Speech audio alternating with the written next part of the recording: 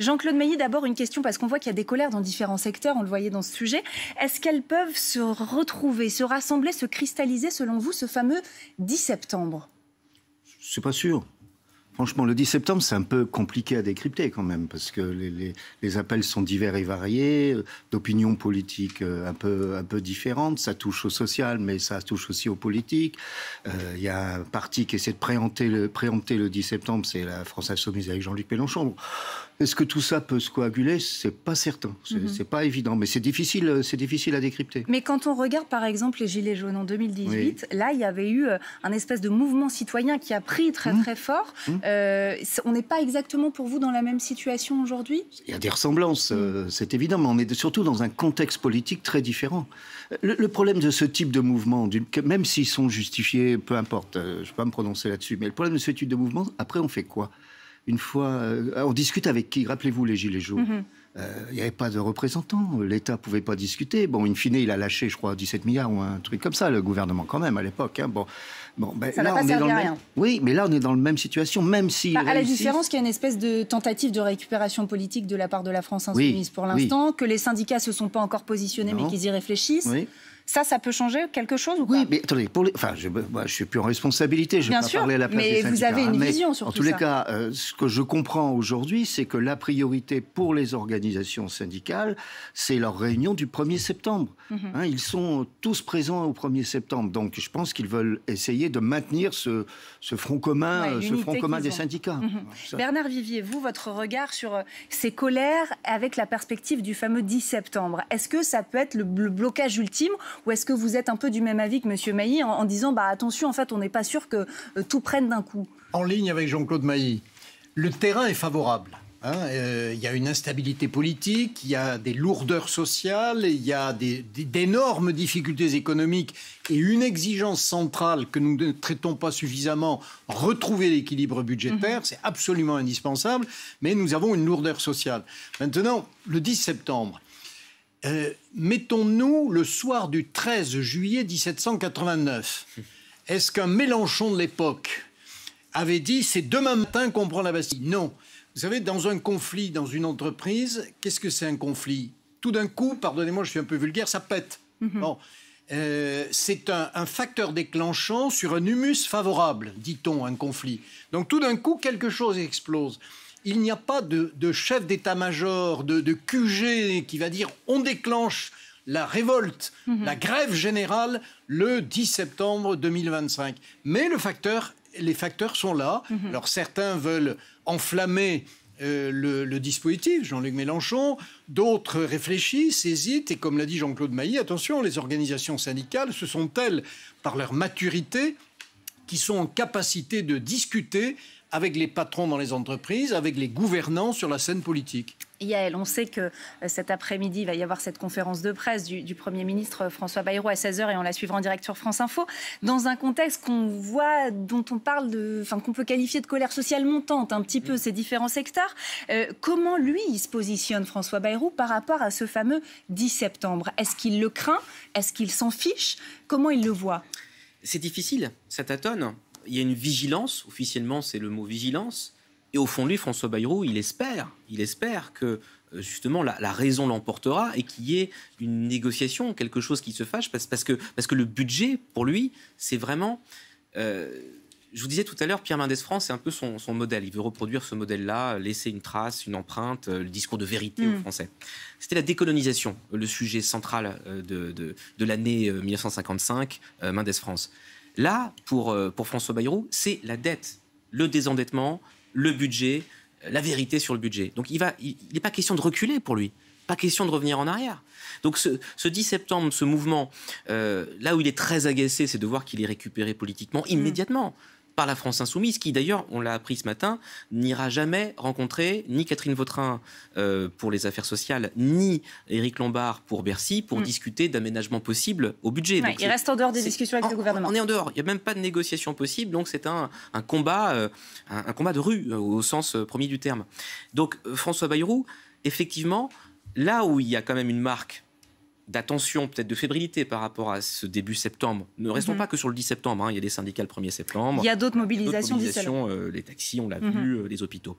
Le fait de faire une conférence de presse là, le lundi 25 août, de prendre tout de suite la main sur l'agenda médiatique, de dire voilà ce que je veux faire, voilà ma méthode, c'est une réaction aussi, il préempte, il ne veut pas subir l'agenda de ses opposants et de ses oppositions. Donc il est là, tout de suite, il prend la parole, tout de suite, cet après-midi. On l'a entendu aussi cet été, on le disait tout à l'heure, et notamment quand il a présenté quelques mesures de son fameux plan d'économie, c'est 44 milliards d'euros d'économie, parce qu'il faut revenir à l'équilibre, on l'a dit.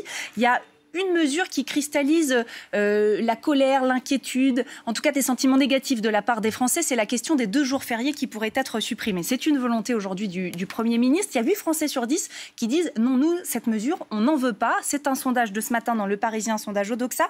On va revenir là-dessus avec Kylian Chaput, puis on va en parler juste après, voir si tout ça peut aussi cristalliser la colère des Français.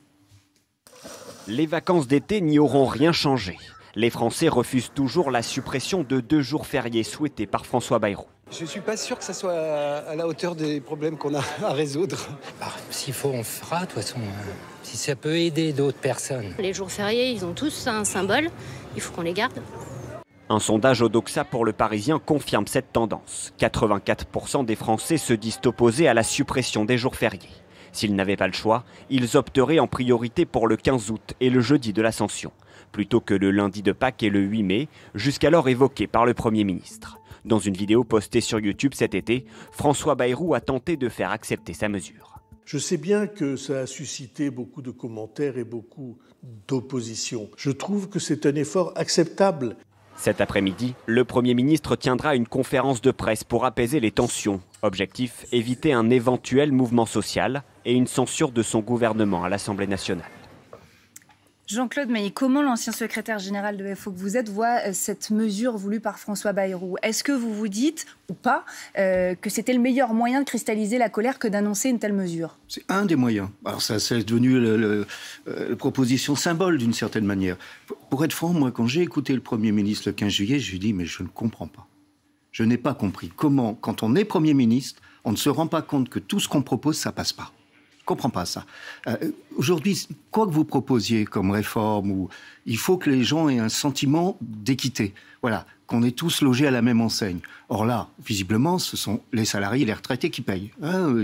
Les grandes entreprises, pour le moment, a priori, on ne sait pas. Et ceux qu'on appelle les ultra-riches ou pas, c'est pareil, ils sont pour le moment épargnés. Donc ça passe pas. Après, quand vous cumulez toutes les mesures, y compris ces 2 jours, il y en a eu un jour dans le temps du temps de Raffarin, c'est quoi? C'est tous les rossignols qu'on nous ressort depuis 20 ou 30 ans.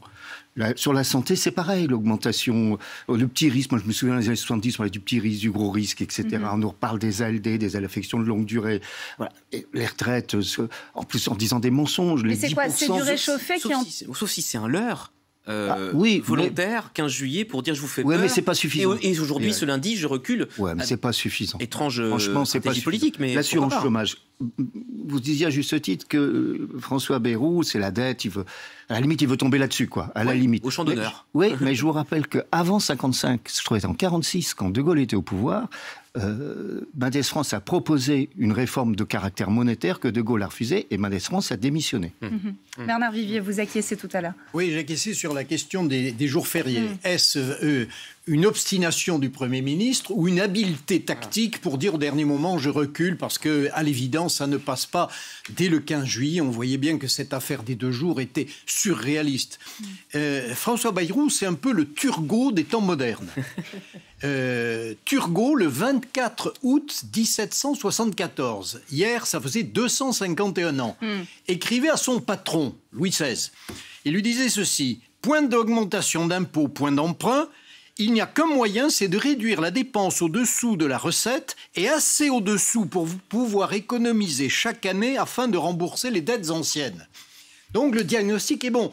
Et Turgot écrivait: sans cela, le premier coup de canon forcerait l'État à la banqueroute. Bon. Et ça a mal fini avec un Louis XVI. Alors exactement. Surendetté, etc. Qu'est-ce que c'est la banqueroute aujourd'hui? Ce sont les fonds de pension qui disent ça suffit, on ne peut plus faire confiance à la France. Et là, François Bayrou a parfaitement raison, nous sommes à la limite de la crise sur ce registre-là, ou alors c'est la pagaille, parce que Turgot a été remercié en 1776, la Révolution française, et Bonaparte a réglé l'affaire avec le 18 brumaire. Pardonnez-moi, je pense que sur la situation et le constat qu'il faut revenir à l'équilibre, ça, les Français l'ont compris, tout le monde est d'accord. Ah bon ? Quand même, quand on regarde par exemple notamment le sondage Odoxa dans Le Parisien, les jours fériés, ça ne convainc pas, d'accord, mais le fait de faire des efforts, pourquoi pas ? Par contre, c'est ce que vous disiez un petit peu qui revient, il faut que le voisin d'à côté en fasse aussi. Et c'est toute la question là. Est-ce que cette mesure des 2 jours fériés, si elle est retirée, elle est suffisamment symbolique pour faire accepter tout le reste ? Le problème, là où il y a habileté tactique, mais dangereuse, à mon sens, pour François Bayrou, c'est qu'une fois qu'on retire les 2 jours fériés, c'est un peu le cache-sexe. Vous voyez derrière toutes les autres mesures qui sont dures. L'année blanche, ça aura des conséquences sur la dépense d'assurance maladie. On y reviendra. Sur l'ONDAM, qui est fixé à 2%. L'objectif national annuel de dépenses d'assurance maladie, c'est ça l'ONDAM, fixé à 2%, alors que tous les secteurs de santé qui travaillent dessus disent qu'on est plutôt à 3% chaque année du fait des revalorisations salariales post-Ségur de la santé. Voilà. Donc on est... Comment dire ? Vous enlevez les 2 jours fériés, les Français vont voir aussi l'autre douloureuse qui était cachée par ces 2 jours fériés. Donc c'est même pas sûr que ce soit une habileté politique derrière. Ça peut même amplifier la colère. C'est ce que vous sentez aussi, Jean-Claude ? Oui, moi ce serait, à mon avis, c'est pas suffisant, même s'il retirait ça. Il y a d'autres problèmes qui surgiraient. Et puis, autant, je suis d'accord, la majorité des Français a conscience qu'il y a un problème de dette, qu'il faut la réduire. Après, on a mal fait, selon moi, le gouvernement fait mal l'analyse des raisons de la dette. Parce qu'on a énormément diminué aussi les recettes depuis une dizaine d'années, beaucoup. Vous savez que si vous prenez juste en 10 ans, de 2014 à 2024, les exonérations de cotisations patronales, ce qu'on appelle les allègements de charges, ont été multipliées par 3. On en est à 77 milliards par an aujourd'hui. Voilà, je donne. Vous dites on fait des cadeaux aux entreprises et aux plus riches. Je ne parle pas de cadeaux. Non, c'est pas des cadeaux. C'est une logique de politique de l'offre qui a été mise le ruissellement. Rappelez-vous tout ça, et ça ne marche pas. D'une manière générale, ça ne marche pas. Et à partir de là, ok, il faut réduire. Mais moi, le crainte que j'ai, c'est d'abord 44 milliards. Pour moi, c'est trop. Même du côté européen, on se serait satisfait de 25, vous voyez. Donc déjà, si on arrivait à 25, ce serait pas si mal que ça. Et parce que je crains, moi, comme des économistes le craignent également, c'est qu'à 44 milliards, on bascule dans l'austérité. Et on risque de tuer notre croissance économique, qui est déjà faible. Vous en attendez quelque chose, du coup, dans ce contexte de la conférence de presse de François Bayrou ou pas ? J'en sais rien. Apparemment, il a dû se mettre d'accord avec le président, puisqu'ils se sont vus à Brégançon et on ne sait pas ce qu'ils se sont dit. Donc il y a un accord entre eux. Après, je ne sais pas. Personne ne sait, a priori, d'ailleurs. C'est très étonnant. Moi, j'ai passé plein de coups de fil toute la journée d'hier, dimanche, et effectivement, le directeur de cabinet de François Bayrou et ses plus proches conseillers n'avaient pas le débriefing 3 jours après du dîner de Brégançon. Et ça, dans ceux qui connaissent le fonctionnement de l'animal politique Bayrou, ça veut dire qu'il y a anguille sous roche, ça veut dire qu'il y a quelque chose qu'on n'attend pas, qui va être dit cet après-midi, au-delà d'une pure pédagogie sur la vérité budgétaire. Ça, c'est fait. Donc il va y avoir un geste politique, lequel, ou le retrait des 2 jours fériés, pour dire maintenant on peut discuter, ou autre chose. Il y a un point d'interrogation là-dessus. Bernard Vivier, on sait qu'il va y avoir des rencontres aussi cette semaine, notamment de François Bayrou qui va aller aux universités d'été de la CFDT et du MEDEF. Il va y avoir des rencontres par ailleurs de ministres avec des syndicats. Ça, quelle lecture vous en faites ? Qu'est-ce que ça peut apporter dans le contexte social qu'on vient d'évoquer ? Peu. Parce qu'il n'y a plus de dialogue possible ? Non, parce que l'estime est réelle entre tous ces acteurs. François Bayrou n'est pas mésestimé par le patronat et les syndicats, mais parce que le professeur Bayrou a fait une très bonne leçon le 15 juillet en disant « on va dans le mur » et là, ce coup-ci, on va dans le mur. Bien. Il peut effectivement démissionner ou être censuré. L'an dernier, on a quand même eu en 2024 4 premiers ministres. Là, on en aura encore un de plus qui démissionnera. Mais ça ne réglera pas la question. La question est de savoir si le Premier ministre a la capacité de convaincre tout le monde de jouer le tous ensemble. Vous disiez tout à l'heure, les Français comprennent qu'il faut faire des sacrifices, mais je le dis à ma façon, à condition que ce soit le voisin. Bien. Une autre citation rapide. Allez-y, rapide. Philippe Bas, qui a été sénateur, président de la commission des lois du Sénat, dit ceci en s'inspirant de Jacques Barrot, dont il avait été directeur des cabinets. Il dit « Il ne faut pas revendiquer les sacrifices que l'on impose à tous, mais montrer que nous allons y parvenir tous ensemble et avec l'obsession de la justice sociale. Mais qu'est-ce qu'il C'est a... le tous ensemble. La maturation n'est pas là. Voilà. Mais là, on a juste le sentiment, j'entends ce que vous dites sur le tous ensemble, allons-y, mais on a l'impression déjà sur le champ politique que tout le monde est gelé sur ses positions, personne ne bouge. Et par ailleurs, qu'est-ce qu'il a aujourd'hui, François Bayrou, qui peut faire qu'il y ait une union, que tout le monde aille derrière lui, que tout le monde dise « bah ok, on est d'accord pour ce plan-là ». On le voit pas. Le dernier liant possible, c'est le Parti socialiste. Or, le Parti socialiste, depuis sa rentrée, depuis les rentrées de gauche de la semaine dernière, est sur une position de plus en plus dure.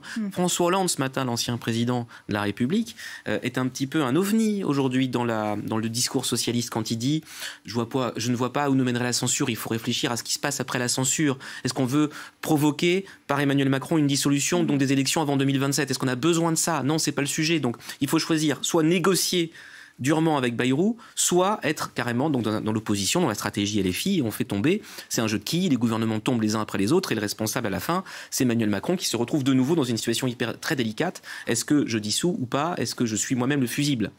Donc en fait, hors Parti socialiste, point de salut, j'ai envie de dire, sur la négociation.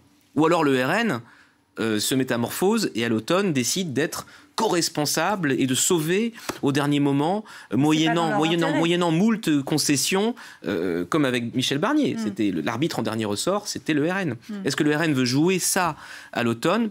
C'est pas le chemin que ça a l'air de prendre. Aujourd'hui, les planètes sont alignées pour censurer François Bayrou et donc que le gouvernement ne puisse pas continuer sa vie et donc un autre Premier ministre ou encore le même renommé ad vitam aeternam.